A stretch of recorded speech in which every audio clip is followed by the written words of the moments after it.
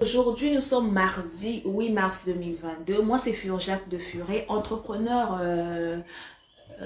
beauté, entrepreneur dans le secteur de la beauté, entrepreneur e-commerce. Voilà. Donc, je suis ici sur cette plateforme Furjacq Mindset 2.0. C'est pour exhorter les femmes comme moi. C'est pour pousser aux femmes, en fait, d'être indépendantes moralement, mentalement et financièrement. Donc, en les conseillant d'entreprendre, voilà, de changer leur façon de voir les choses, de surtout entreprendre dans le e-commerce parce que ça, tu as un peu plus de liberté lorsque tu entreprends digitalement en fait.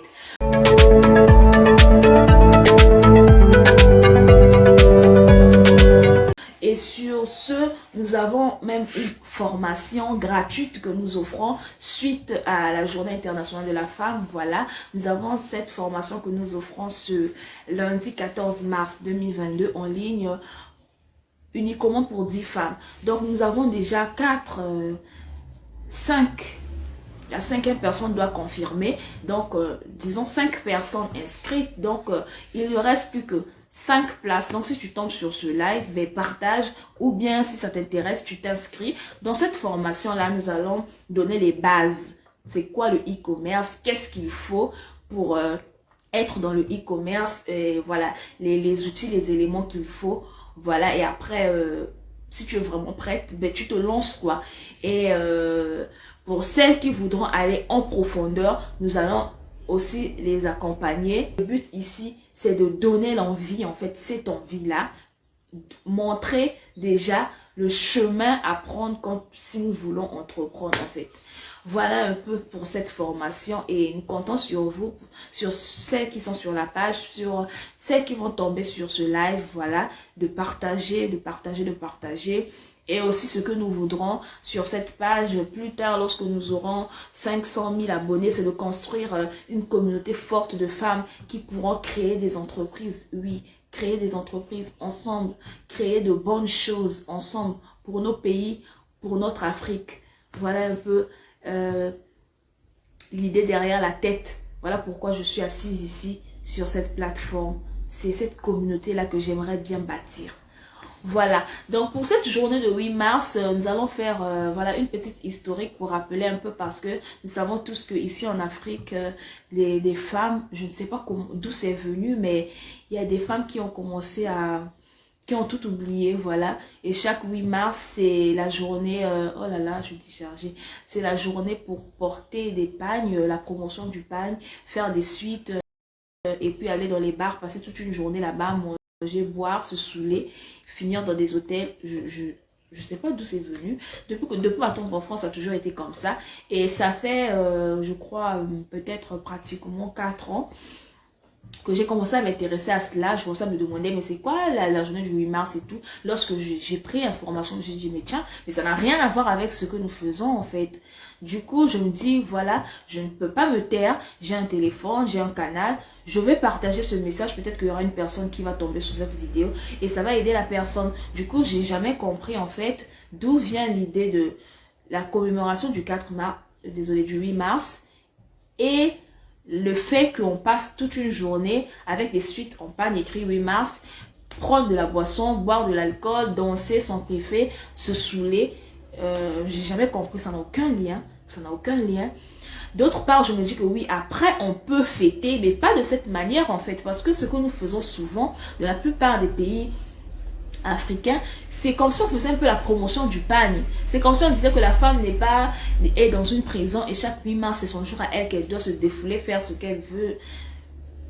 C'est pas tellement ça. Donc voilà pourquoi j'aimerais nous rappeler l'historique et voilà. Si ça te touche, si tu comprends très bien, tu verras, tu pourras aussi sensibiliser ceux qui sont autour de toi ou tu pourras prendre des actions pour perdurer, voilà, pour perdurer cette date-là en fait, en faisant ce qu'il faut faire, ce qu'il faut réellement faire. Voilà, donc le 8 mars, déjà, on va pas trop se focaliser sur le 8 mars, on va plutôt se focaliser sur le titre Journée internationale des droits des femmes. Donc ça remonte je sais pas, 2 siècles, hein, depuis 1850 et quelques, donc c'est 2 siècles si je ne me trompe pas. Voilà, c'était quelque part aux États-Unis, à New York, il y avait des femmes ouvrières, voilà, dans les usines des vêtements et tout, qui travaillaient fortement de dur labeur et tout, mais qui n'avaient pas de revenus, qui ne méritaient leur salaire, comment je veux dire, ce qu'elles gagnaient n'était pas vraiment mérité en fait. Donc elles travaillaient plus que ce qu'elles gagnaient. Voilà, et ces femmes-là ont fait une révolution, se sont révoltées, voilà, pour obtenir des salaires qui en valaient la peine, qui obtenir des salaires égaux au travail qu'elles faisaient. Donc, il y avait des femmes et des hommes qui étaient dans des entreprises du textile, qui travaillaient, les ouvrières, les ouvriers. Mais les ouvriers, ils gagnaient, voilà, ça se comprenait. Mais les femmes gagnaient moins que les hommes. Et malgré ça aussi, ce qu'elles gagnaient, franchement, ça n'en valait pas la peine d'aller travailler en fait. Donc, elles se sont revolues, si je dois le dire comme ça, si ça se dit. Donc, elles se sont revolues, donc elles se sont révoltées. Elles se sont révoltées contre cet acte-là, en fait. Elles se sont révoltées contre cet acte et elles ont dénoncé et elles ont réclamé leurs droits. Ces droits-là qui devaient les donner, pas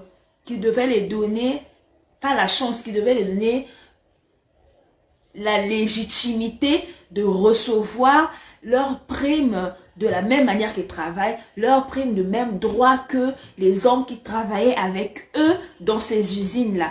Et c'est parti de là que d'autres femmes aussi dans d'autres secteurs d'activité qui ont commencé à se révolter et ça a pris en fait. Et ça a pris et au fur et à mesure, on a commencé à un peu relâcher, on a commencé à donner des droits aux femmes. Voilà, il faut savoir que la femme à l'époque n'avait pas le droit de vote, la femme ne pouvait pas voter, la femme n'avait pas le droit d'aller à l'école, la femme n'avait pas le droit d'aller à l'école, la femme n'avait pas le droit d'ouvrir un compte en banque, et j'en passe. Il y avait plusieurs choses que la femme n'avait pas le droit de faire. Pourtant, la femme est un être humain égal à l'homme. En fait, nous sommes tous des êtres humains, mais nous n'avions pas ces droits-là à l'époque. Donc, ces femmes-là se sont révoltées pour obtenir ces droits-là, d'aller à l'école, de s'exprimer, de donner leur point de vue, parce que la femme, c'était une bénie oui-oui. Tout ce que l'homme disait, tout ce que le maître disait, entre griffes, la femme obéissait sans rien dire, sans apporter sa voix. Voilà, elle ne pouvait pas voter, elle ne pouvait pas dire non et elle ne pouvait pas dénoncer. Donc, il y a dans certaines congrégations, la femme pouvait se faire violer sans rien dire. Et jusqu'aujourd'hui même, il y a des femmes qui se font encore violer dans leur famille et qui ne disent rien, qui n'ont pas le droit en fait, qui peuvent même arriver à dire à sa mère que non, tonton et tel m'a touché, mais sa mère va dire non, ne dis à personne, ça va se régler entre familles. Mais je suis désolée, arrêtez ça en fait. Il y a quand même ces femmes qui se sont battues pour obtenir ces droits-là. Nous avons obtenu ces droits-là, mais dénoncer en fait. Vous avez le droit de dénoncer, parce qu'en 2022, il y a encore des gens qui subissent des maltraitances, peu importe que ce soit moral, mental, que ce soit au boulot, à l'école, oui, parce que dans les universités, il y a même des filles qui n'arrivent pas à briller parce qu'il y a un professeur qui veut d'elle et qu'elle ne veut pas. Et le prof, car au moins lui promet de lui saboter les notes, ça se fait encore. Ça se fait encore jusqu'à aujourd'hui. Le prof lui promet de saboter ses notes sous prétexte qu'elle ne veut pas en fait. Si cette fille-là ne sort pas, ne lui donne pas ce qu'il veut, et la fille se fera saboter. Et elle ne pourra rien dire en fait parce que qui va la croire? Personne ne la croira. Et nous devons savoir que c'est ce genre de lutte qui doit continuer en fait. Nous devons lutter encore pour ce genre de droit-là en fait. Nous avons droit à la parole, nous avons droit de dénoncer les viols, ce genre de choses que je viens de citer dans des écoles, des attouchements sexuels. C'est des choses qui se font jusqu'à aujourd'hui et nous avons encore le droit. Nous avons aujourd'hui les réseaux sociaux, nous pouvons dénoncer, nous avons des administrations, des associations, nous pouvons aller vers eux en fait pour dénoncer, pour réclamer nos droits encore. Parce que oui, il y a encore certains droits que nous ne le mot m'échappe en français. We are not enjoying them.